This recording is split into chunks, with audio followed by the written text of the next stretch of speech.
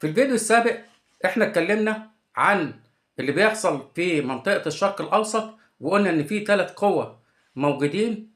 القوة بتاعت أبو نجمة زرقاء، أيوه هو ده، والقوة بتاعت تركيا، والقوة بتاعت إيران.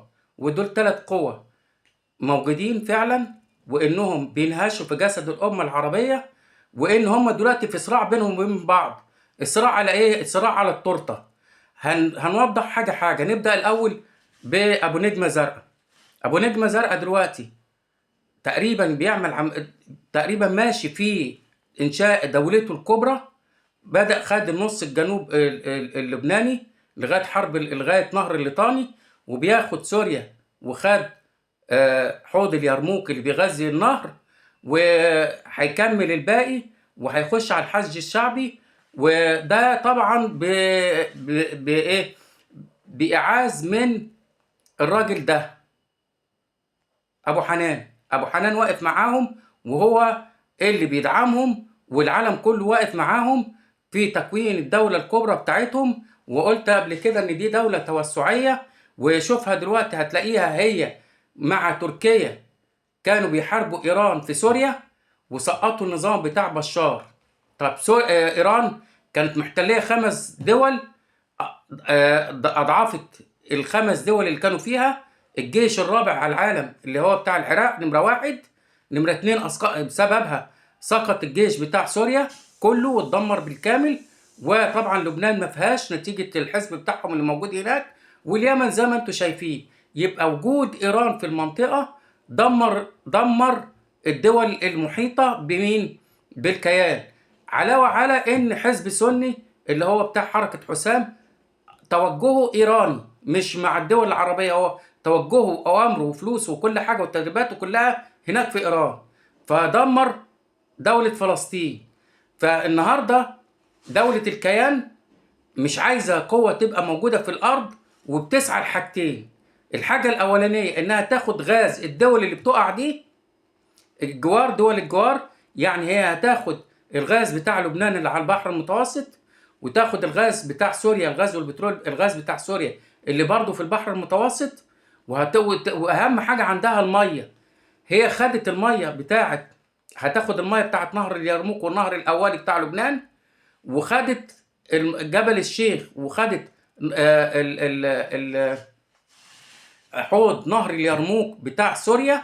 وهتاخد المية دي تحولها لدولة الكيان عندها، ومش هتدي لسوريا.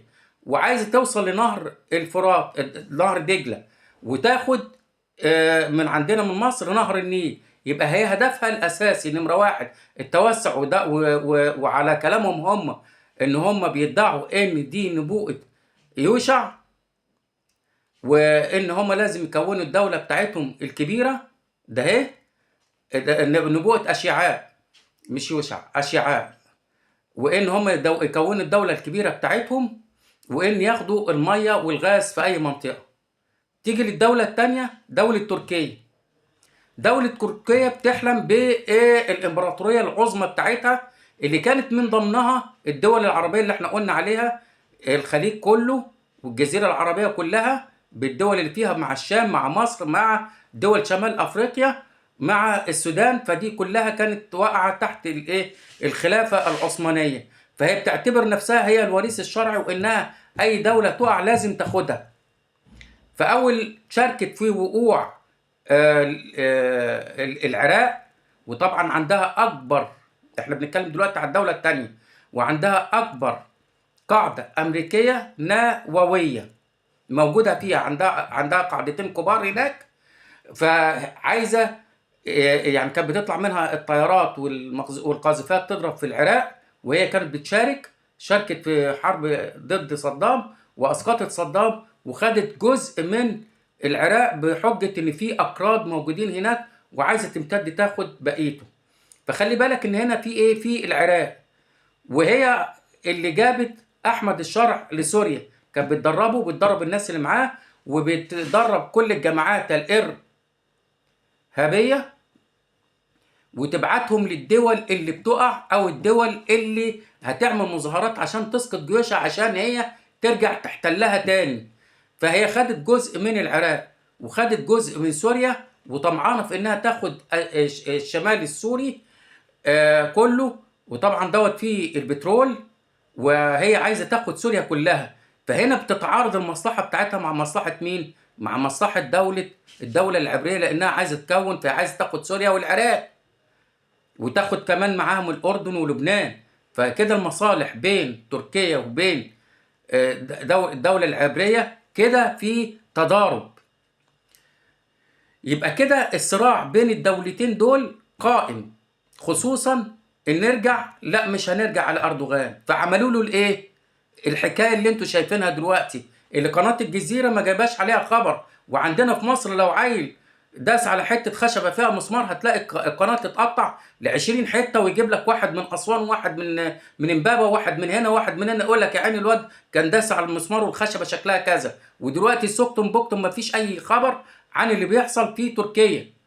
تركيا اللي تسببت في خراب دول كتير، وانا زي ما قلت لك اهو دلوقتي، وبتدعم بقى الجماعات اللي عندها دي، بتبعتها للدول دي، وكمان بتبتز بيها اوروبا، بتقول لك انا عندي لاجئين. هم واخدين بقى من داغستان ومن قزاقستان ومن افغانستان وكل اللي فيه مقطع ان، ومن الايجور ومن تركمان ومن سوريا ومن فلسطين ومن الوطن العربي كله، واخدين كل الجماعات اللي فكرها خارج عن الفكر الاعتدال، هم واخدينه وبيساوموا عليه اوروبا، يقول لك ان احنا ايه، عندنا لاجئين. في نفس الوقت هم بعتوا الناس ديت هناك في ليبيا، وليبيا منقسمه جزئين بسبب وجود الجيش التركي هناك، وبسبب وجود الجماعات اللي هم بيبعتوها دي. فربنا يخلصنا منه، وترجع ليبيا دولة تانية، وبرضه ليهم تواجد في اثيوبيا، والمشاكل اللي بيننا وبين اثيوبيا هم برضه بيدعموا كده. فالدولة دي دولة ليها صراع مع الدول العربية، دولة انتهازية ودولة توسعية، وعايزة تتوسع على حساب العرب. زي ما انا قلت انها بتتعارض مصلحتها مع مصلحة الكيان، ده نمرة واحد، وبتتعارض مصلحتها مع مصلحة الامريكان. هنفصل دي في فيديو تاني. التالتة بقى اللي احنا قلنا عليها ايه، ايران، وقلنا الخمس عواصم اللي هي كانت محتلاهم احتلال فعلي سقطوا، وجيوشها سقطت.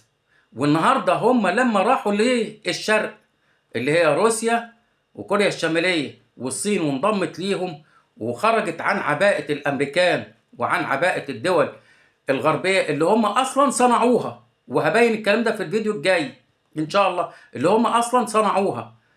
فبدأت دي كابن عاق لأمريكا ولازم تتخلص منه، فبدأوا يقصقصوا جناحاتها، يشيلوا يقطعوا كل الأزرع بتاعتها اللي كانت موجودة هناك، وجابوا أحمد الشرع في سوريا عن طريق تركيا، عن طريق أردوغان جاب أحمد الشرع دربه ونزله، وحصل الاتفاق في سوريا، ودوت عدو لدود لحزب الله. يبقى كده قطع حزب الله عن إيران، ما بقاش يوصل له سلاح، يبقى كده ضعف حزب الله. وطبعا ضعفت حركة حماس وشالوا صدام، يبقى كده شال 3 أذرع من أذرع إيران.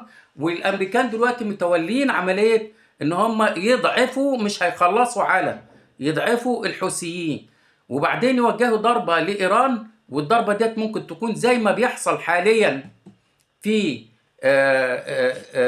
تركيا، يحصل انقلاب، يحصل مظاهرات، وبعدين يجيبوا محمد رضا بهلوي يجي يركب تاني، وتبقى جمهورية علمانية، مش جمهورية إسلامية متطرفة بتسبب مشاكل للدول اللي حواليها، تبقى دولة كده إيه في هدوء وبدولة مع نفسها. يبقى احنا كده وضحنا ال3 دول دول والتداخل اللي بينهم، وإن في مصالح بينهم. وعلشان كده الكيان مش عاجبه طبعا وجود تركيا كدولة قوية، دولة نووية في منطقة الشرق الأوسط. الأول صلوا على النبي واعملوا كومنت في صلى على النبي صلى الله عليه وسلم، وشير على قد ما تقدر، واشترك في القناة. اللي ما اشتركش في القناة يشترك في القناة، انا بحط لك العلامة بتاعة الاشتراك. الاشتراك ضعيف جدا يا اخوانا، وان اليوتيوب برضو زي ما بقول على طول ان هو ما بيحركش ده. فحصل دلوقتي التضارب بين ال3 قوى اللي موجودين على الارض، مين؟ على الارض الدول العربية. هبين بعد كده في فيديوهات تانية ان الحرب القادمة حرب مياه وحرب طاقة وحرب الامريكان مع الصين، كله هيبقى على ارض العرب، على ارض الدول العربية. انا مش عايز اطول في الفيديو ده اكتر من كده. زي ما بقول لك اشترك، اللي ما اشتركش في القناه يشترك، وشير، كومنت، لايك، اعجاب، يلا السلام عليكم ورحمة الله وبركاته.